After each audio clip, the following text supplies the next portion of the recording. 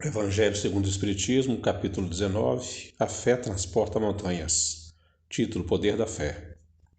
Quando ele veio ao encontro do povo, um homem se aproximou e, lançando-se de joelhos a seus pés, disse: Senhor, tem piedade do meu filho, que é lunático e sofre muito, pois cai muitas vezes no fogo e muitas vezes na água.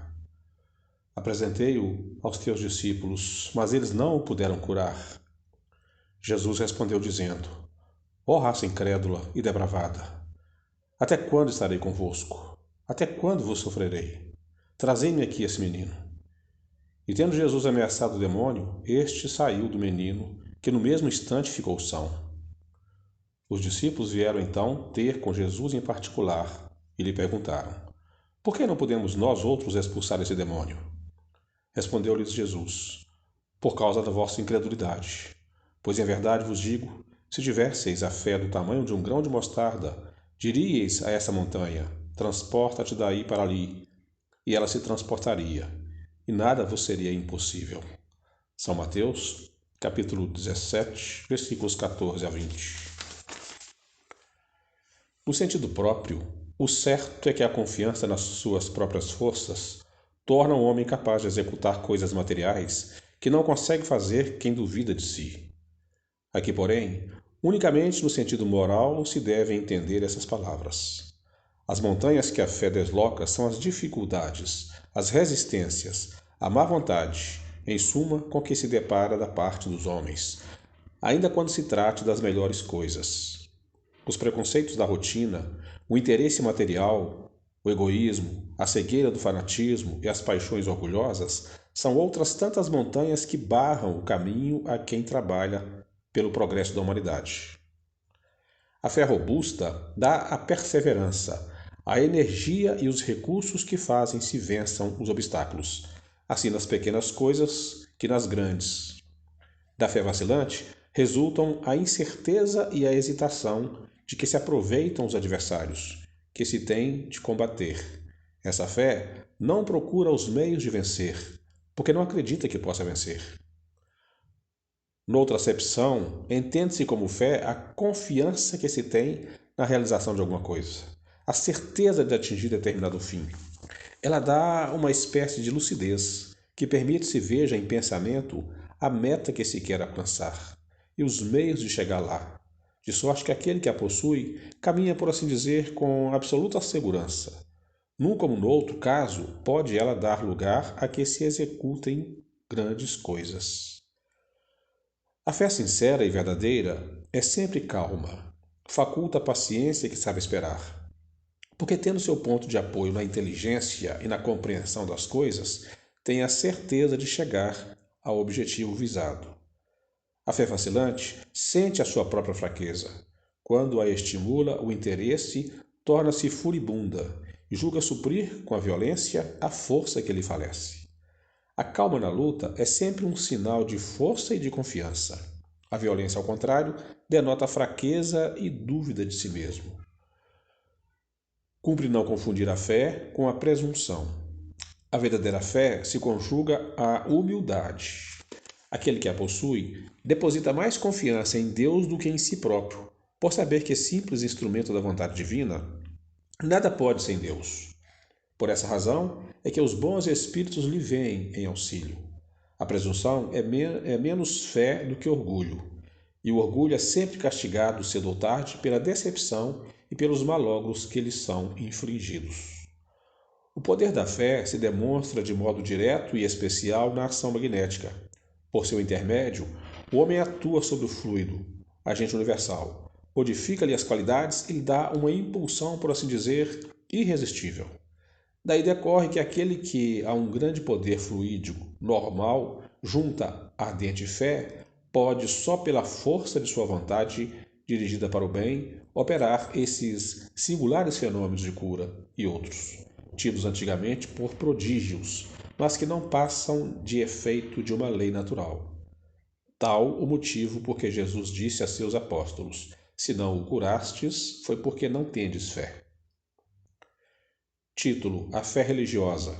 Condição da fé inabalável. Do ponto de vista religioso, a fé consiste na crença em dogmas especiais que constituem as diferentes religiões. Todas elas têm seus artigos de fé. Sobre esse aspecto, pode a fé ser raciocinada ou cega. Nada examinando, a fé cega aceita sem verificação, assim o verdadeiro como o falso, e a cada passo se choca com a evidência e a razão. Levada ao excesso, produz o fanatismo. Em assentando no erro, cedo ou tarde, desmorona. Somente a fé que se baseia na verdade garante o futuro, porque nada tem a temer do progresso das luzes, dado que o que é verdadeiro na obscuridade também o é à luz meridiana. Cada religião pretende ter a posse exclusiva da verdade. Preconizar alguém a fé cega sobre um ponto de crença é confessar-se impotente para demonstrar que está com a razão. Disse vulgarmente que a fé não se prescreve, donde resulta alegar muita gente que não lhe cabe a culpa de não ter fé. Sem dúvida, a fé não se prescreve, nem o que ainda é mais certo se impõe.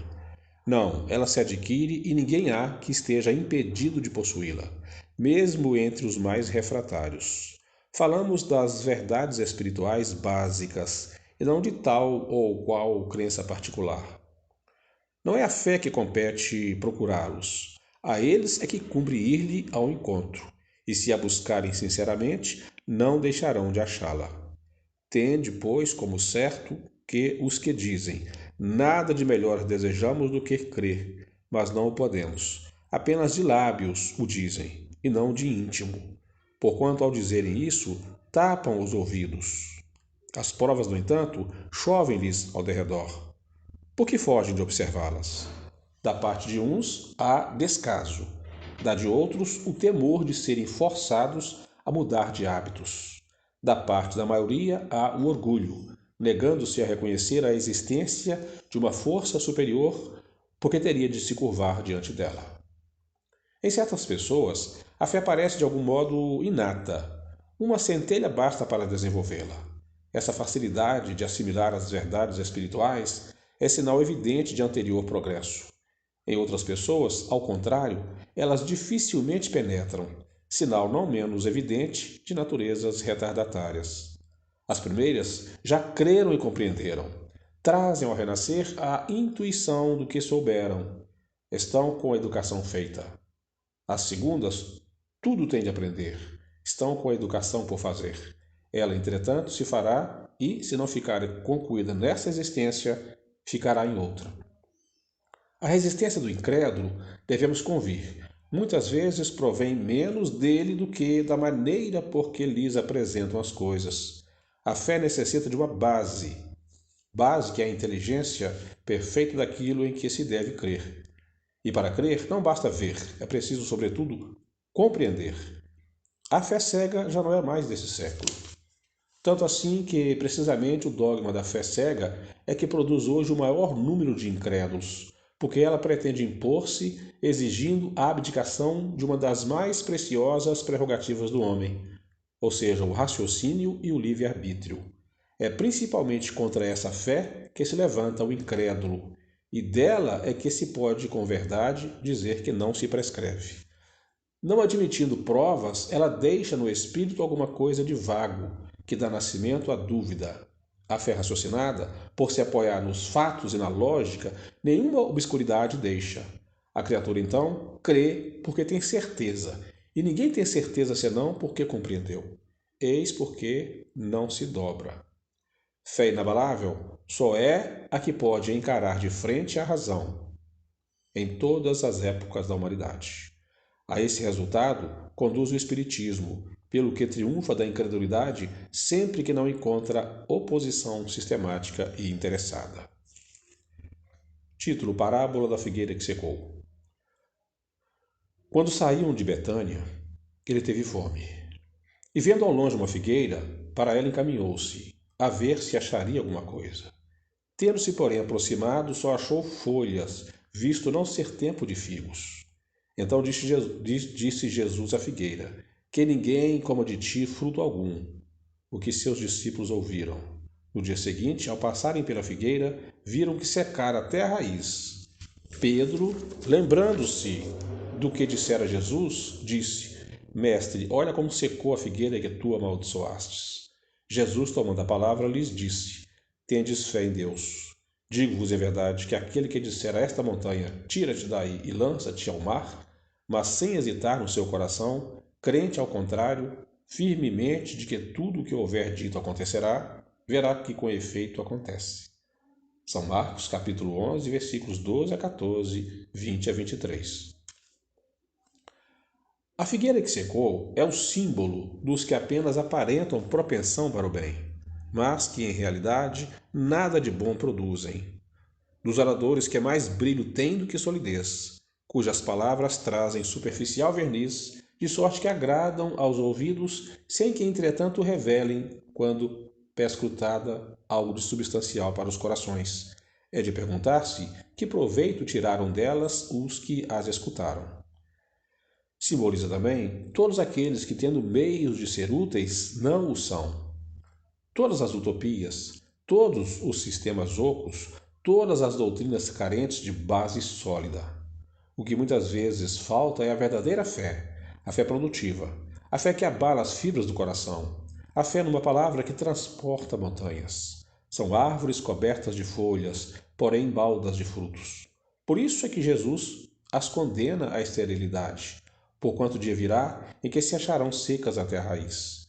Quer dizer que todos os sistemas, todas as doutrinas, que nenhum bem para a humanidade houverem produzido, cairão reduzidas a nada, que todos os homens deliberadamente inúteis, por não terem posto em ação os recursos que traziam consigo, serão tratados como figueira que secou. Os médiuns são os intérpretes dos espíritos. Suprem nestes últimos a falta de órgãos materiais, pelos quais transmitam suas instruções. Daí vem os serem dotados de faculdades para esse efeito.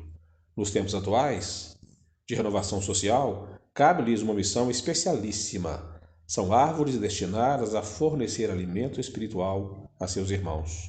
Multiplicam-se em número para que abunde o alimento.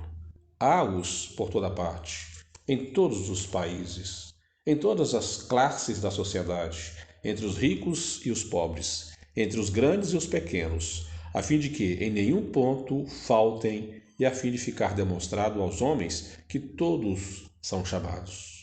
Se, porém, eles desviam do objetivo providencial, a preciosa faculdade que lhes foi concedida, se a empregam em coisas fúteis ou prejudiciais, se a põe a serviço dos interesses mundanos, se em vez de frutos sazonados dão maus frutos, se recusam a utilizá-la em benefício dos outros, se nenhum proveito tiram dela para si mesmos, melhorando-se, são quais a figueira estéril.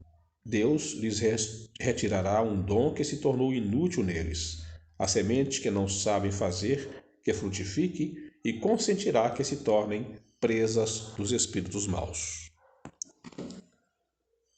Instruções dos Espíritos. Título: A Fé, Mãe da Esperança e da Caridade. Para ser proveitosa, a fé tem de ser ativa. Não deve entorpecer-se. Mãe de todas as virtudes que conduzem a Deus, cumpre nivelar atentamente pelo desenvolvimento dos filhos que gerou.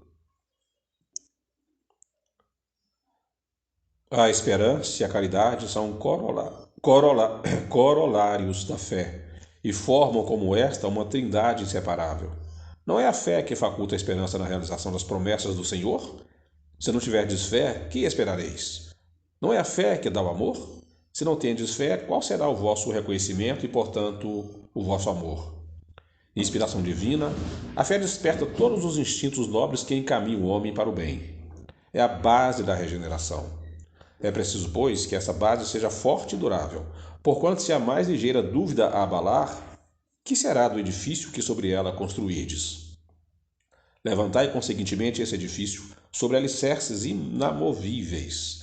Seja mais forte a vossa fé do que os sofismas e as zombarias dos incrédulos, visto que a fé que não afronta ao ridículo dos homens não é fé verdadeira. A fé sincera é empolgante e contagiosa. Comunica-se aos que não na tinham, ou mesmo não desejariam tê-la. encontra palavras persuasivas que vão à alma, ao passo que a fé aparente apenas usa de palavras sonoras que deixa frio e indiferente quem as escuta. Pregai pelo exemplo da vossa fé, para a incutirdes nos homens. Pregai pelo exemplo das vossas obras, para lhes demonstrardes o merecimento da fé.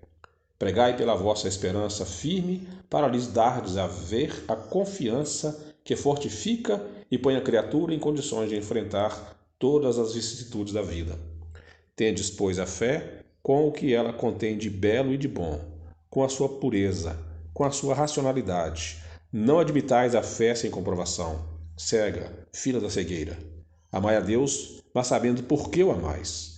Crede nas suas promessas, mas sabendo por que acreditais nelas. Segui os vossos conselhos, mas compenetrados do fim que vos apontamos e dos meios que vos trazemos para o atingirdes. Crede e esperai sem desfalecimento. Os milagres são obras da fé. José, Espírito Protetor, Bordeaux, 1861. Título: A fé humana e a divina.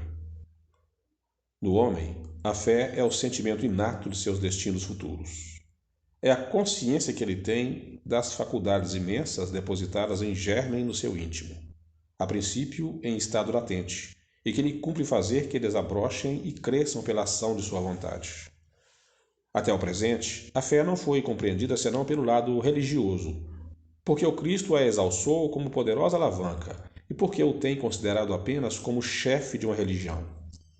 Entretanto, o Cristo que operou milagres materiais mostrou por esses milagres mesmos o que pode o homem quando tem fé, isto é, a vontade de querer e a certeza de que essa vontade pode obter satisfação. Também os apóstolos não operaram milagres seguindo-lhe o exemplo? Ora, que eram esses milagres senão efeitos naturais, cujas causas os homens de então desconheciam, mas que hoje, em grande parte, se explicam e que, pelo estudo do Espiritismo e do Magnetismo, se tornarão completamente compreensíveis. A fé é humana ou divina, conforme o homem aplique suas faculdades à satisfação das necessidades terrenas ou das suas aspirações celestes e futuras. O homem de gênio, que se lança à realização de algum grande empreendimento, triunfa se tem fé, porque sente em si que pode e há de chegar ao fim, colimado, certeza que lhe faculta imensa força. O homem de bem, que crente em seu futuro celeste, deseja encher de belas e nobres ações a sua existência. Aure na sua fé, na certeza da felicidade que o espera, a força necessária, e ainda aí se operam milagres de caridade, de devotamento e de abnegação. Enfim, com a fé, não há maus pendores que se não chegue a vencer. O magnetismo é uma das maiores provas do poder da fé, posto em ação.